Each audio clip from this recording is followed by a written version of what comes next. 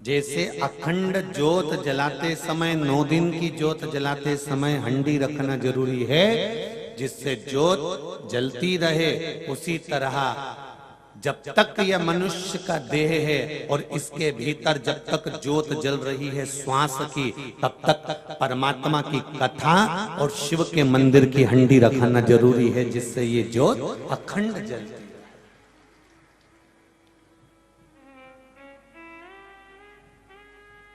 इस ज्योत की अखंडता,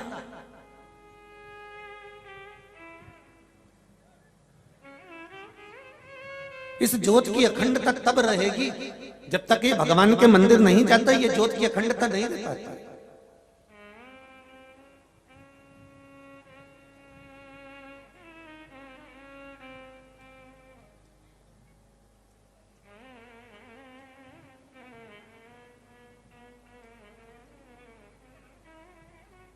सनातन धर्म की अखंडता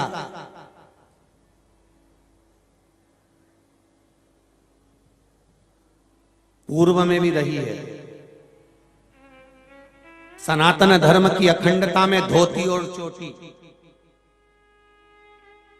क्या क्या चीज, जम के बोलो जरा, धोती और चोटी सनातन धर्म की अखंडता को मजबूत करने के ये दो पहलू रहे हुए हैं, जो सनातन धर्म की अखंडता को भी प्रबल करते हैं, बलवान करते हैं।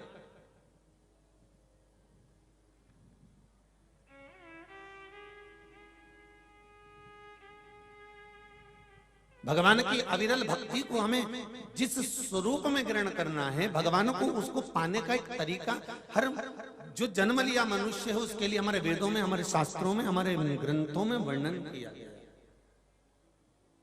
यहां तक तुलसी बाबा ने भी रामचरितमानस में कह दिया, कलयुग केवल नाम आधार, सुमर सुमर नर उतरई। जम के बोलो जरा, उतरई पारा।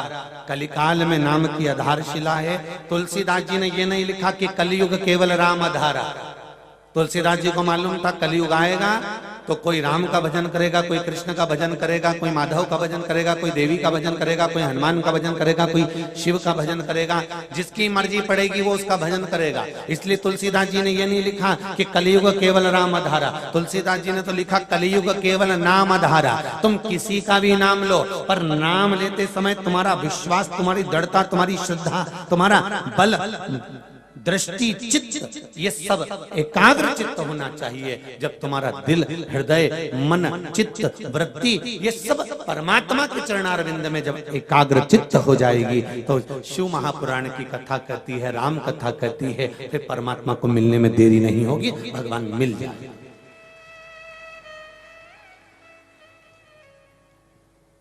भगवान को मिलने में देरी नहीं होगी।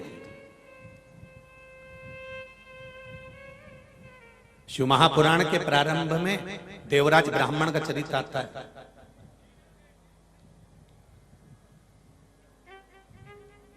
एक ब्राह्मण देवराज, और इस ब्राह्मण देवराज ने ब्राह्मण के घर में जन्म लेने के बाद भी ब्राह्मण कर्म कभी नहीं करा। ना कभी वेद पढ़ना, ना कभी शास्त्र पढ़ना, ना कभी भगवान का भजन करना, ना कभी कीर्तन करना, ना कभी मंत्र जाप करना, ना कभी स्मरण करना। बस एक काम करा इसने, देवराज ने ब्राह्मण के घर में जन्म लेने के बाद भी कभी सत्कर्म नहीं करा, कभी ब्राह्मण कर्म नहीं करा, और ब्राह्मण कर्म ना कर कर केवल एक काम करा कि चोरी जरूर करी इसने, पर वो ब्राह्मण का कर्म नहीं है।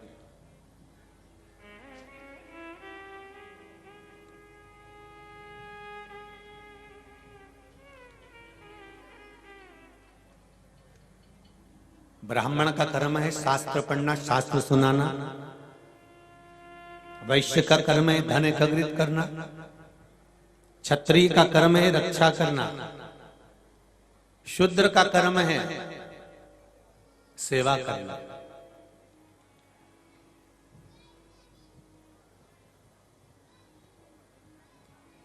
और कितना सुंदर कहा है, ध्यान देने वाला अगर जिंदगी के इन पहलुओं पर ध्यान दे दे तो जीवन की सार्थकता हो जाए। ये जो शिव महापुराण की जो पोथी रखी हुई है, इसके 4 पाए हैं, इस चौकी के, इस पाटे के, इस चौरंग के।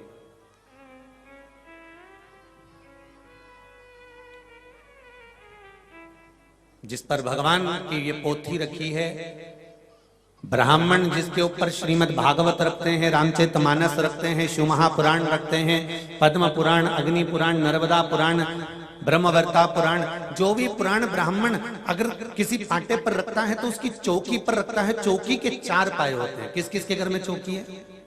जिसके ऊपर आप भोजन रखते हो, पाटा चौकी, जिसके ऊपर भगवान को विराजमान करते हो, जब पूजन करते हो सत्यनारायण भगवान की तो चौकी के ऊपर रखते हो। 4 पाए होते हैं जिस पर पुराण रखी है, जिस पे परमात्मा रखा हुआ है, जिस पे भगवान हम रखते हैं, जिस पे हम भागवत, रामायण, गीता, शिव महापुराण, अग्नि पुराण, नर्मदा पुराण, जिस पुराण को ब्राह्मण पढ़ता है उसको 4 पाए की चौकी पर रखता है। ये 4 पाए हैं कौन से? ब्राह्मण, क्षत्रिय, वैश्य और शूद्र। ये 4 पाए के, 4 वर्ण के 4 पाए हैं, जिसके ऊपर ये शिव पुराण, ये रामायण, ये भागवत रखी हुई है। शिव महापुराण की कथा कहती है एक पाया भी अगर इसमें से टूट जाता है तो पुराण उस पर नहीं रखाती है, क्योंकि पुराण रखेंगे तो वो गिर जाएगी। उसी तरह हमारे सनातन धर्म के ये 4 वर्ण, 4 पहलू, 4 सुख देने वाले हैं। एक ब्राह्मण, दूसरा क्षत्रिय, तीसरा वैश्य और चौथा शूद्र। अगर ये 4 वर्ण के 4 पाए मजबूत हैं सनातन धर्म के, तो ये शास्त्र कहता है कि फिर सनातन धर्म कभी नहीं गिर सकता, वो अग्रणी ही रह सकता, वो अग्रणी ही रहेगा, उसको कोई गिरा नहीं सकता।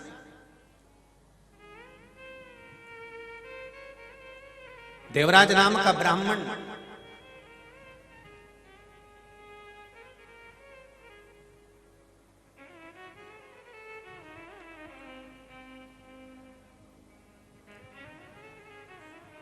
चोरी का धन लेकर शंकर भगवान के मंदिर में प्रवेश कर गया, क्योंकि उसके शरीर में ताप हो रहा था।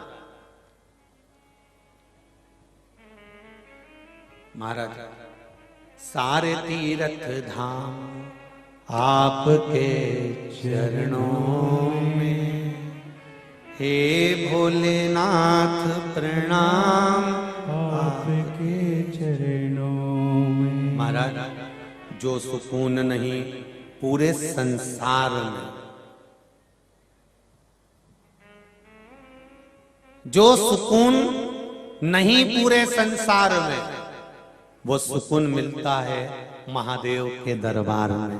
बड़ी प्रेम से प्राप्त, बड़े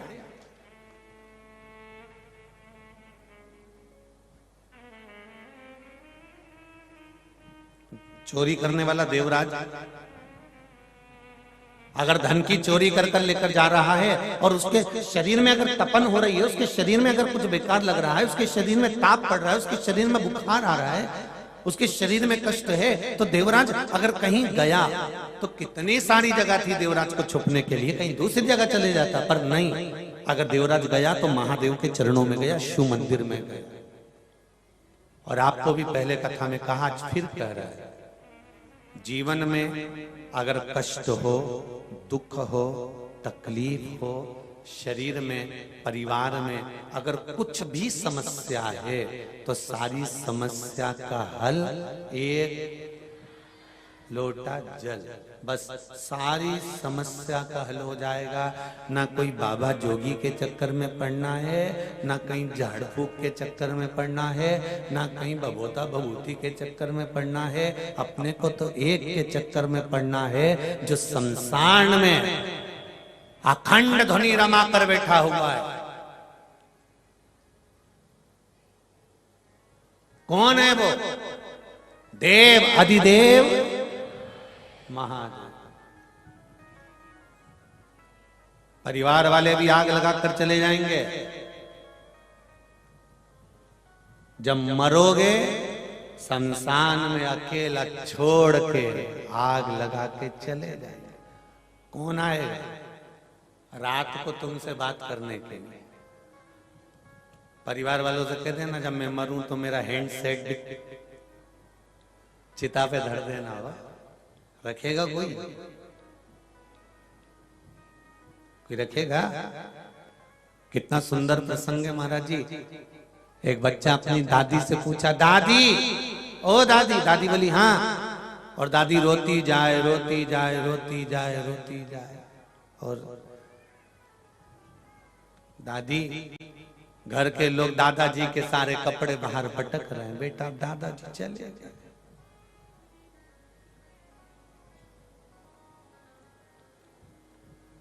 जिस पे मरे गादी भी फेंक दी, जिस कपड़े को पहनकर मरे वो कपड़ा भी फेंक दिया। तो पोता ने दादी से कहा, दादी दादा की सोने की चेन पड़ी है, वो भी तो फेंक दो। दादी सिर पे पल्लू रख के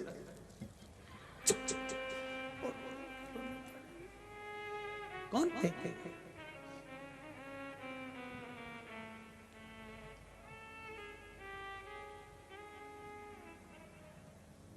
अच्छा एक बात आपसे पूछें, सागर वालों, हमने सुना है सागर के लोग जवाब बढ़िया शानदार तरीके से देते हैं।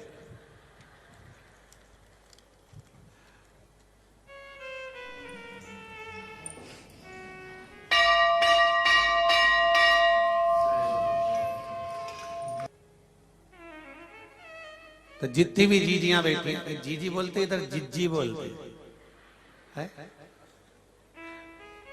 तो हमको तो इधर की इतनी भाषा तो स्मरण नहीं है, पर जो भी भाषा है आपकी बड़ी सुंदर है।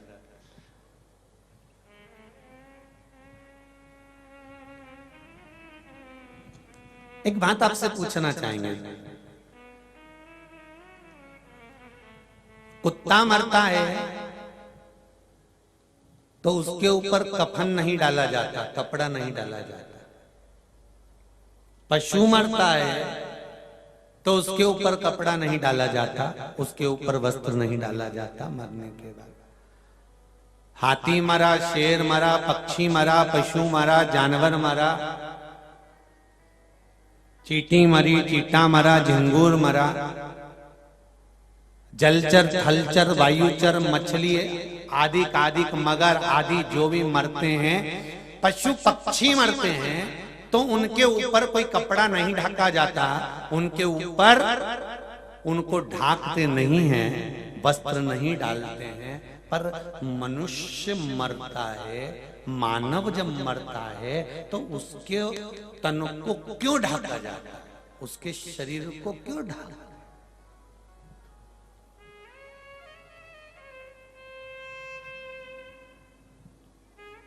काय जी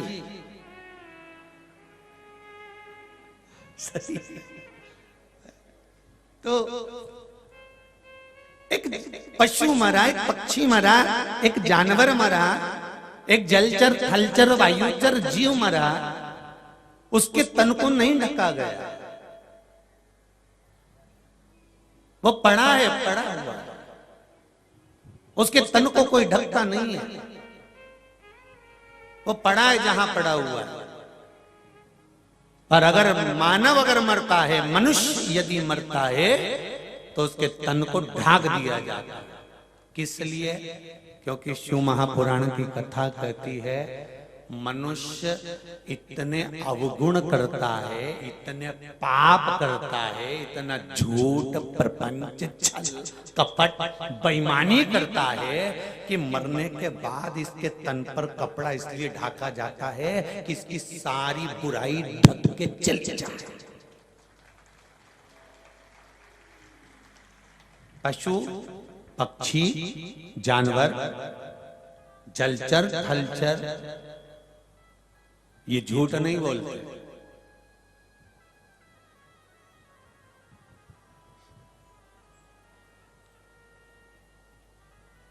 इनका भी एक नियम है, इनका भी एक उसूल है। जानवर का भी एक नियम होता है, जानवर भी एक संकल्प में बंधा होता है। शेर से कोई कह दे कि तू घास खा, खाएगा? जम के बोलो जरा। नहीं खाएगा।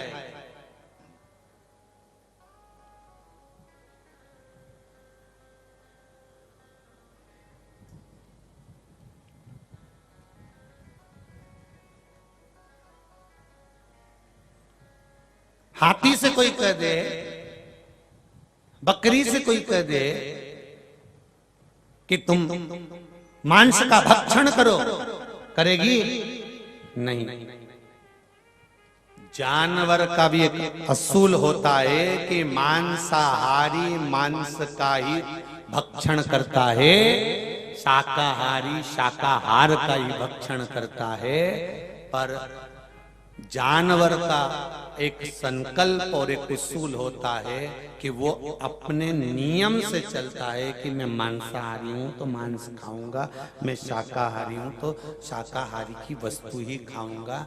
परंतु संसार में जन्म लेने वाला यह मनुष्य कोई संकल्प और इसका कोई उसूल नहीं होता। ये तो जहां कभी इसमें घुस जाता है, कभी इसमें घुस जाता है। भोजन करते करते कभी ये मांसाहारी बन जाए और मांसाहार करते करते कब शाकाहारी बन जाए, इसका कोई उसूल नहीं है। समझ लेना कि जानवर भी अपने नियम से चलता है, पशु भी अपने नियम से चलता है, पक्षी भी अपने नियम से चलता है। पर नियम को अगर भंग करना जानता है तो केवल एक मनुष्य ही जानता है कि कब कौन से नियम को तोड़ना। और हम कहते हैं हम समझदार हैं, हम कहते हैं हम असूल प्रधान हैं, हम कहते हैं कि हमें एक प्रबलता है, हमें एक संकल्प की प्रबलता है, हम अपने नियम पर चले।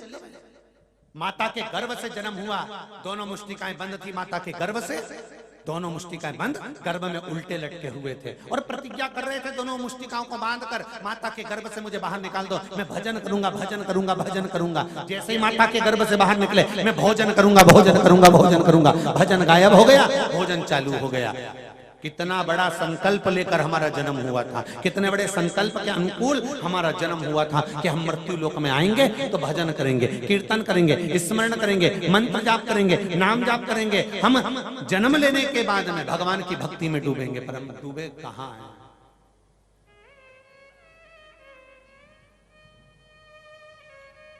हम कहां डूबे?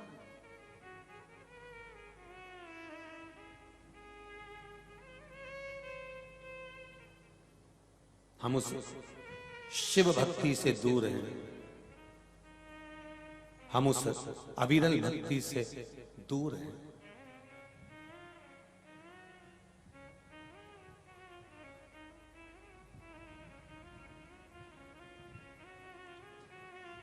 महाराज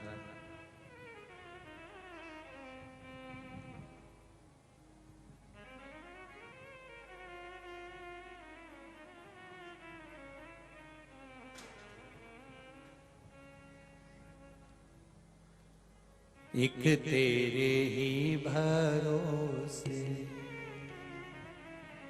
ओ भोले, तेरे ही भरोसे। हम भगवान की भक्ति की, अविरल भक्ति की एक आनंदता के साथ इस जीवन को सुखमय जिए। जानवर मरे तो उसके तन को नहीं ढकते, पर मनुष्य मरे तो उसके तन को ढका जाता है। केवल तन नहीं ढका जाता, क्यों ढकते हैं? उसका कारण है कि झूठ, छल, कपट, प्रपंच, बेईमानी सब इसके अंदर समाया हुआ है, इसलिए इसको ढकना जरूरी है, इसको ढकना जरूरी है। देवराज शिव मंदिर में गया,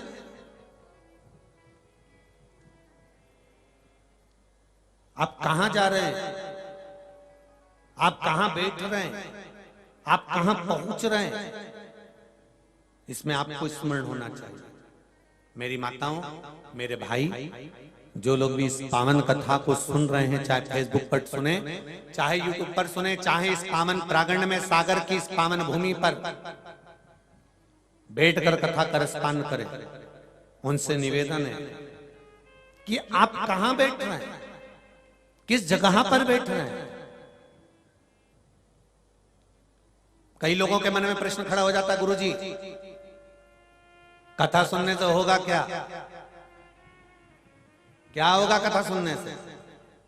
क्यों हम समय बर्बाद करें? अपनी दुकान खोलकर बैठे, नौकरी करें, सर्विस करें, बिजनेस करें, हम कथा में जाकर क्यों बैठे? शिव महापुराण की कथा कहती है, आप कथा में आप जाकर बैठो, ये जरूरी नहीं है कि कथा में बैठोगे तो परमात्मा तुमको आकर दर्शन दे ही जाएगा। पर एक बात निश्चित है कि 3 घंटा जब हम कथा में जाकर बैठेंगे तो ये पक्का है कि हमारे मुख से ना तो झूठ बोला जाएगा, 3 घंटे ना हम बेईमानी करेंगे, 3 घंटे ना हम कपट करेंगे, 3 घंटे ना हम छल करेंगे, 3 घंटे हम मौन रहकर शंकर की कथा को केवल ग्रहण करेंगे तो हो सकता है कि हमारे जीवन की सार्थकता। हम ये नहीं कहते कि तुम 3 घंटे बैठे रहोगे तो तुम्हें परमात्मा मिल जाएगा। हम तो इतना कहते हैं कि 3 घंटे तुम बेकार कर्म से बचते तो रहोगे, 3 घंटे तुम बेकार कर्म से बचकर तो रहोगे।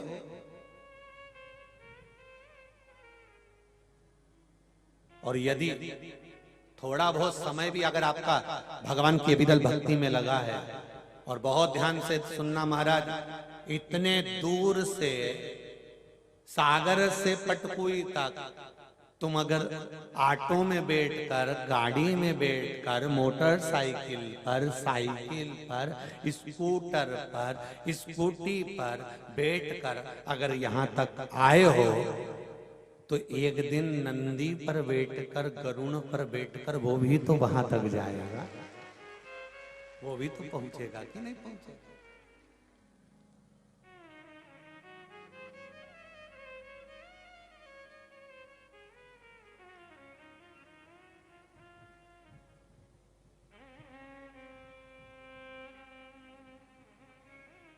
महाराज कभी ना कभी आएगा जरूर और दर्शन देगा, देगा। मैं तो बैठी थी गंगा किनारे, मैं तो बैठी थी गंगा किनारे, आके दर्शन दिया ओ भोलेनाथ, आके दर्शन दिया ओ भोलेनाथ, दिल तुझको दिया ओ भोलेनाथ, दिल तुझको दिया ओ भोलेनाथ, दिल तुझको दिया ओ भोलेनाथ, दिल तुझको, दोनों हाथों से ओ भोलेनाथ, ये क्या कर दिया ओ भोलेनाथ, ये क्या कर दिया ओ भोलेनाथ, मेरे ओ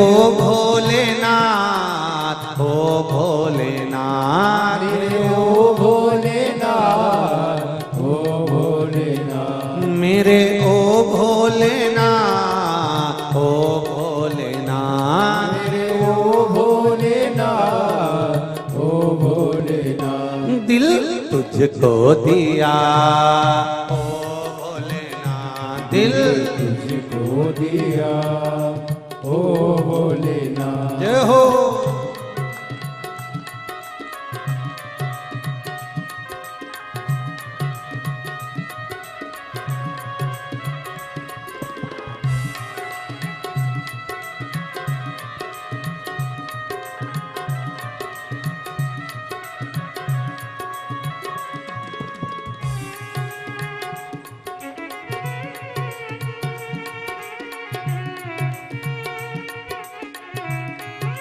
जय हो।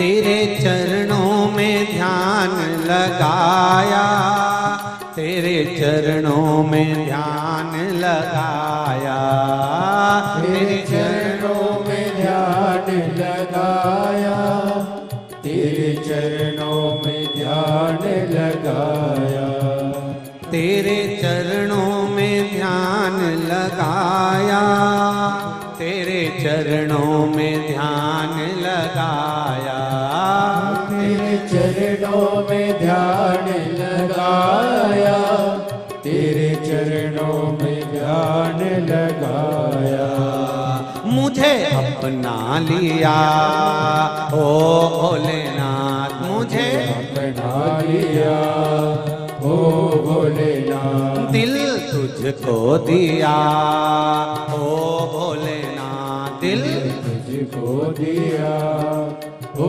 भोलेनाथ, मेरे ओ भोलेनाथ, ओ भोलेनाथ, मेरे ओ भोलेनाथ, ओ भोलेनाथ, मेरे ओ भोलेनाथ, ओ भोलेनाथ, मेरे ओ भोलेनाथ, ओ भोलेनाथ, दिल तुझको दिया ओ भोलेनाथ, दिल तुझको दिया ओ भोलेनाथ। जय हो।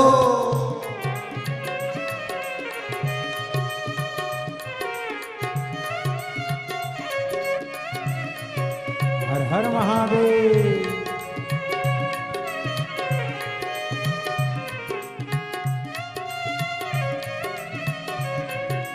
हरि बोल।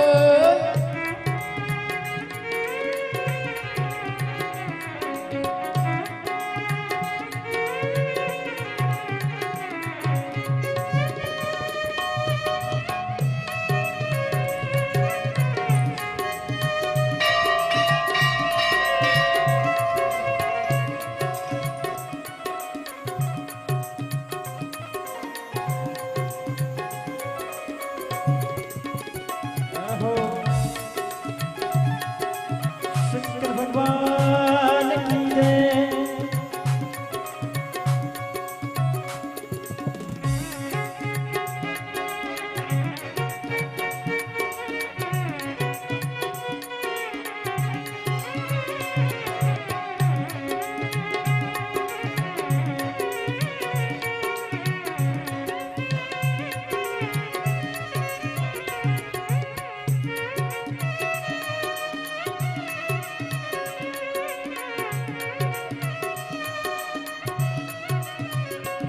तेरे चरणों में ध्यान लगाया, तेरे चरणों में ध्यान लगाया, तेरे चरणों में ध्यान लगाया, तेरे चरणों में ध्यान लगाया, तेरे चरणों में ध्यान लगाया, तेरे चरणों में ध्यान लगाया, तेरे चरणों में ध्यान लगाया, तेरे चरणों में ध्यान लगाया, मुझे अपना लिया ओ भोलेनाथ, मुझे अपना लिया ओ भोलेनाथ, दिल तुझको दिया ओ भोलेनाथ, दिल तुझको दिया ओ भोलेनाथ, मेरे ओ भोलेनाथ, ओ भोलेनाथ, मेरे ओ भोलेनाथ, ओ भोलेनाथ, मेरे ओ भोलेनाथ, ओ भोलेनाथ, मेरे ओ भोलेनाथ, ओ भोलेनाथ, दिल तुझको दिया ओ भोलेनाथ, दिल तुझको दिया ओ भोलेनाथ, ये क्या कर दिया ओ भोलेनाथ, ये क्या कर दिया ओ भोलेनाथ। जय हो।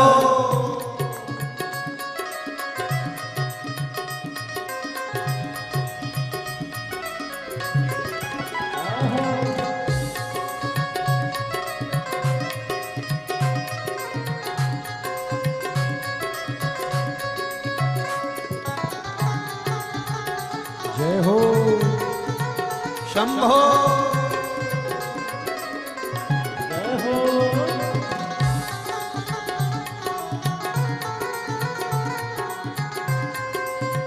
दूसरे नंबर के पंडाल में जितने लोग बैठे हैं दोनों हाथ उठाकर बड़े प्रेम से ताली से बजाते हैं।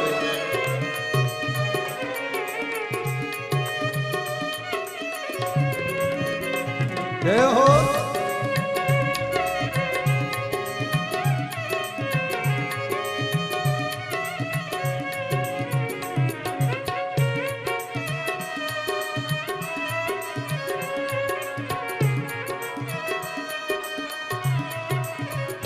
मैं तो बैठी थी गंगा किनारे, मैं तो बैठी थी गंगा किनारे, मैं तो बैठी थी गंगा किनारे, मैं तो बैठी थी गंगा किनारे, मैं तो बैठी थी गंगा किनारे, मैं तो बैठी थी गंगा किनारे, मैं तो बैठी थी गंगा किनारे, मैं तो बैठी थी गंगा किनारे।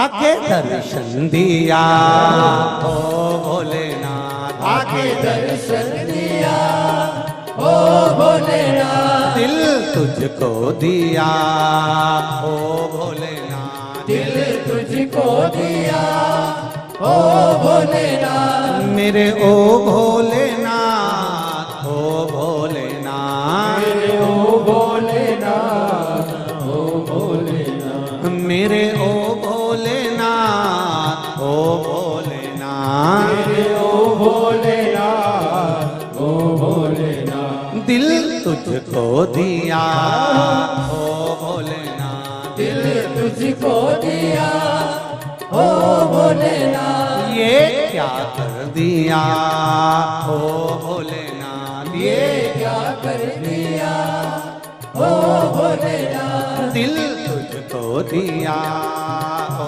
भोलेनाथ, दिल तुझको दिया ओ भोलेनाथ, ये क्या कर दिया ओ भोलेनाथ, ये क्या कर दिया ओ भोलेनाथ। हार हार महादेव भगवान शिव की कथा कर रहे हैं महाराज।